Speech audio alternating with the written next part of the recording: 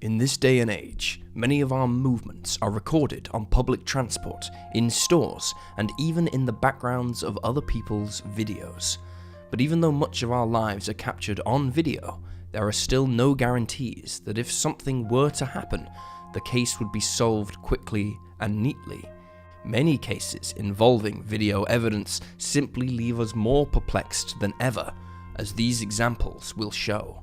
Join us for today's episode as we examine 3 last sightings of missing persons caught on CCTV.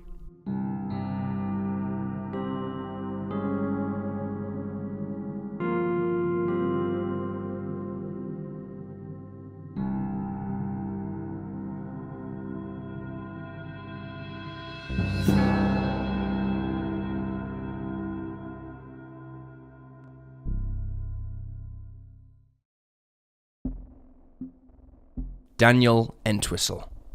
7-year-old Daniel Entwistle was last seen in the coastal town of Great Yarmouth, England, on May 3rd, 2003. He was seen that afternoon at around 3:30 p.m. playing with a group of boys near the river at Trinity Quay. Several hours later, at around 5:05 p.m., he was spotted on surveillance cameras in Blencow's convenience store, wandering alone through the aisles. He had reportedly been sent to the shop on an errand, and upon his return home, he had asked his father if he could go out and play more on his bike. His father agreed, but told him not to stray too far from the home. But Daniel never returned. In the early hours of the morning, his red bike was discovered near Trinity Quay. The front tire had a puncture, but his father stated that it was not new and he'd tried to fix it previously.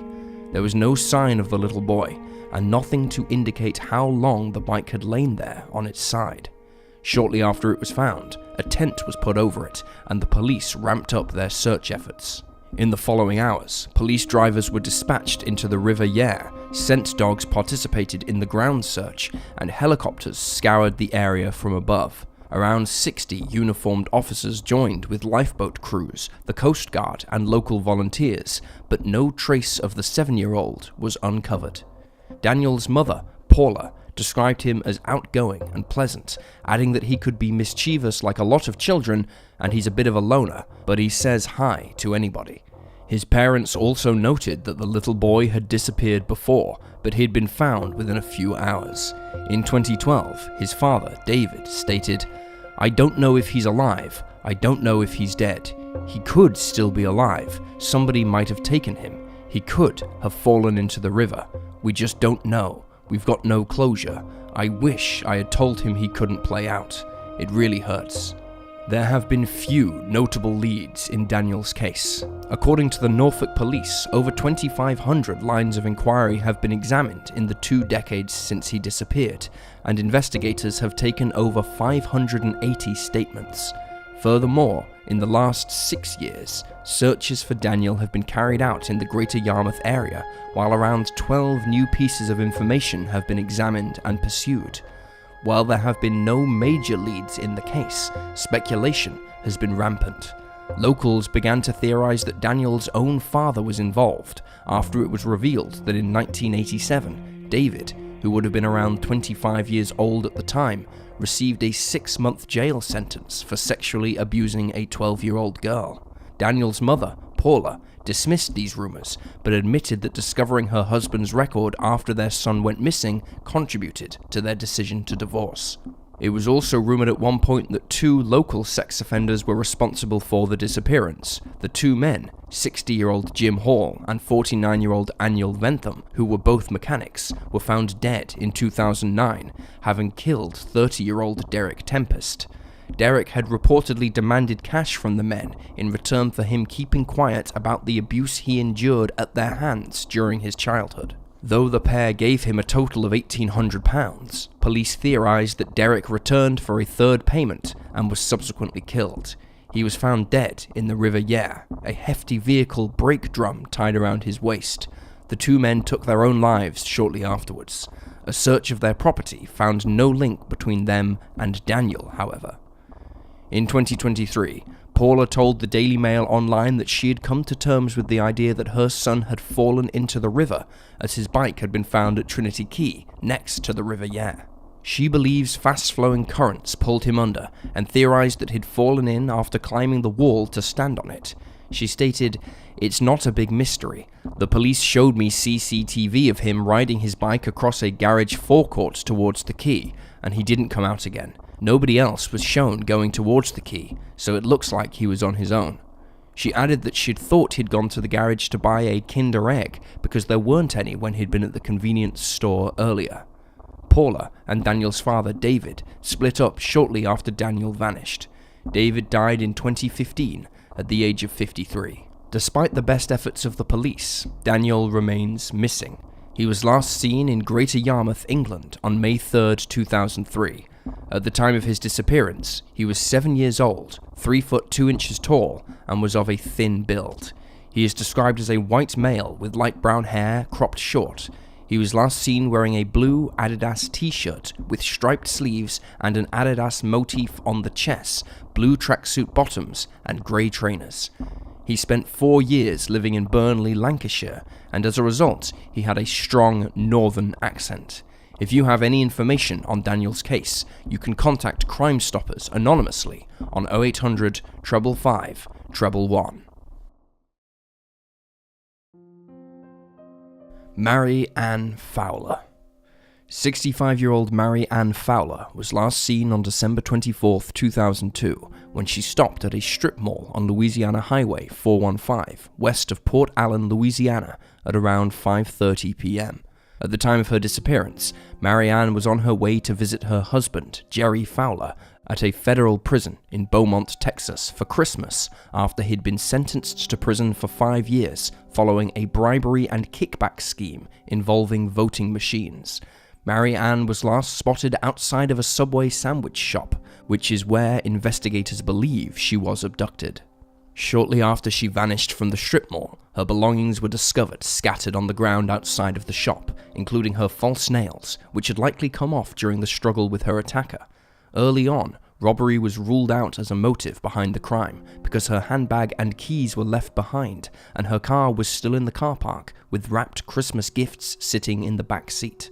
Taking a closer look at the surrounding area, investigators discovered that there was a surveillance camera installed inside a liquor store, and through it, determined that a black General Motors pickup truck sped away from the shop at around the time that Mary Ann is believed to have disappeared. Though the suspect was caught on tape, the image was of poor quality and could not be used to identify anybody. A report, dated just 2 days after the disappearance, observed that volunteers and officers from West Baton Rouge Sheriff's Office were searching for a set of tracks they hoped would lead them to Mary Ann. A helicopter with infrared sensors was brought in earlier in the search, but had not helped investigators find evidence. Detectives believed tracks must have been left behind at the scene because it had been raining for hours before Mary Ann vanished, leaving the ground soft and impressionable. As well as searching for the tracks, they were also looking for anything that would indicate a scene had recently been disturbed, broken locks on buildings or gates, or even displaced piles of leaves. Nothing of note was ever found. There have been very few leads in the case in the years since, but the prime suspect in Mary Ann's case was the serial killer Derek Todd Lee. Between 1998 and 2003, Lee terrorized Baton Rouge and Lafayette, Louisiana, using the cities and the surrounding areas as his hunting ground. He killed at least 7 women during this time, but also had a previous criminal record, which included stalking, voyeurism, and trespassing. He was ultimately convicted of the murders of Geraldine DeSoto and Charlotte Murray Pace, though he was linked to 5 more murders and the disappearances of 2 further women: Melinda McGee, a 31-year-old who went missing from her home in 2003, having left behind blood and other signs of a violent struggle, and Glenn Tankersley, who vanished December 5, 2002, from St. Francisville, Louisiana. However, these 2 links are tentative at best. Glenn was an elderly man, and thus does not fit the profile of Lee's victims, while Melinda vanished from Alabama, making Lee a weak suspect. At the time of Mary Ann's disappearance, Lee owned a truck resembling the one that was seen speeding from the scene of her abduction. Furthermore, Mobile phone records placed him in the area at the time the 65-year-old went missing, but although he was asked about the case following his arrest and conviction for other murders, Lee never admitted to being involved. Unfortunately, he died in 2016 at the age of 47, meaning that answers may never come in Marianne's case. Investigators stated that they had only circumstantial evidence tying Lee to her disappearance, including the mobile phone data, the potential match between his truck and the one seen on CCTV, although investigators never found any of Marianne's DNA in his truck, and the fact that Lee sold the pickup truck shortly after the abduction, around the time that detectives announced they were searching for such a vehicle. In 2003, forensic testing was carried out on Marianne's acrylic nails, with investigators hoping there would be DNA evidence of her attacker between the tips. However, no such evidence was found. This meant that Derek Todd Lee could not be definitively ruled out of the case. Upon hearing this news, her only son, John Pritchett, stated, "I really hate to think of my mother having to suffer the way this person committed his crimes, but yet I need to know what happened, because eventually I need to move on with my life, and right now I can't." Investigators stated that as time marched on, they had less interest in prosecuting Lee, who was already on death row anyway, and were more interested in bringing Marianne's body home for her son and grandchildren. But West Baton Rouge Parish Sheriff Mike Kazes recalled that when Lee was asked about the case, quote, "He would just go nuts. He would like snap when I asked him that." Though Lee remains the strongest suspect in the case, investigators have stated that it's an open case until Marianne's body is found. Marianne Fowler was 65 when she vanished on Christmas Eve 2002 from a strip mall near Port Allen, Louisiana. She is described as a white woman with brown, red hair and brown eyes. She is 5 foot 8 inches tall and weighed around 132 pounds at the time of her disappearance. When she went missing, she was wearing a full-length black wool coat, dark grey trousers, a light-coloured shirt, diamond jewellery, including earrings, a necklace and a ring, and a diamond-encrusted watch. She also wore acrylic nails, several of which came off at the scene of the crime, and had scars left over from having a facelift. If she is still alive, she will be 87 years old. Anyone with information about her case can contact the West Baton Rouge Sheriff's Office at 225-343-9234. Courtney Lake. Courtney Lake grew up in the small town of St. Lawrence in the province of Newfoundland and Labrador, Canada. In her late teens, she met Jason Pike, the man who'd become the father of her son Oliver, but after a 4-year relationship, the two would part ways. Following this, she would meet Philip Smith, and the two would embark on a tumultuous on-again, off-again relationship. Just months before Courtney disappeared, Smith called her mother, despite a no-contact order, and stated that he planned to kill himself. Lisa subsequently called his sister, and while he ended up in hospital, Smith survived the suicide attempt. Lisa recalled, "If I had ignored that phone call, or if I hadn't called his sister, Courtney would be here, and Philip wouldn't. I got so much guilt built up over that." Courtney was last seen on June 7th, 2017, just before 8 p.m., when she climbed into the passenger side of Smith's black pickup truck. At the time, Courtney, 24, was broken up with Smith, 25, but he still had some of her belongings, specifically a set of Christmas ornaments. An article from CBC News noted that the last time Courtney had gone to collect her things from Smith's house, he had boxed up her possessions and set them on fire in his front garden. Everything was burned except those missing Christmas ornaments. According to her mother, Lisa Lake, quote, "He sent her a message and said, 'If you want your Christmas stuff, I will come and get you. You come to my house, we'll go through it, and I will bring you back.' It was this text message that led Courtney to climb into his truck on June 7th, with dashcam footage from another vehicle showing her waiting on the pavement of Michener Avenue in Mount Pearl before entering the truck as it pulled up next to her. She has never been seen again, and all activity on her phone and social media stopped at this time.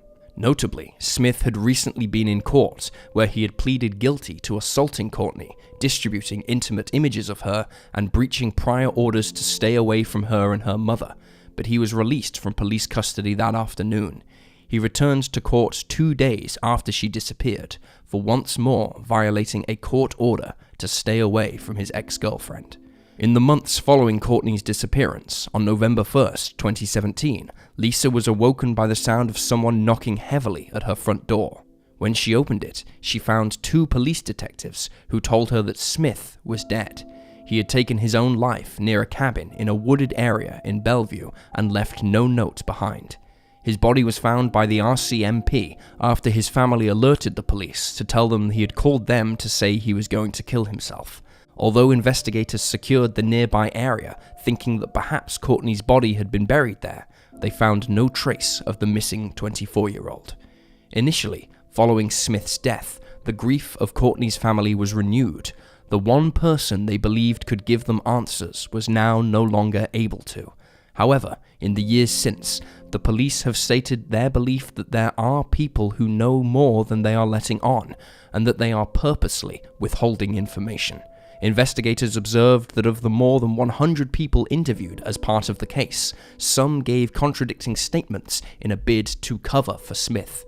Their statements could be disproved by evidence such as photos and videos. Lisa stated, "Several statements that they have taken from people were very deceitful of places and times, people trying to vouch for Philip. It was later proven to be untrue." There have been no major updates in Courtney's case in the years since. In 2022, her ex-boyfriend, Jason Pike, made headlines when he became the victim of several arson attempts after 2 of his vehicles, along with a motorbike, were set on fire. He stated that he believes he is being targeted by people who think he had something to do with Courtney's disappearance. Courtney's case is still unsolved. She was last seen on June 7, 2017, climbing into a black GMC pickup truck on Michener Avenue in Mount Pearl, Newfoundland and Labrador, Canada. She is described as a white woman with brown hair and brown eyes. She is 5'8" and weighed between 110 and 120 pounds at the time of her disappearance. She was last seen wearing grey and white Nike trainers and a grey, white and pink hooded jacket. Anyone with information about her disappearance can contact Crime Stoppers at 1-800-222-8477. And there you have the facts. Please leave a comment down below with your own theories and speculations, and remember to like this video and subscribe to support the channel. Thank you for watching. Stay alert, stay safe, and I'll see you next time.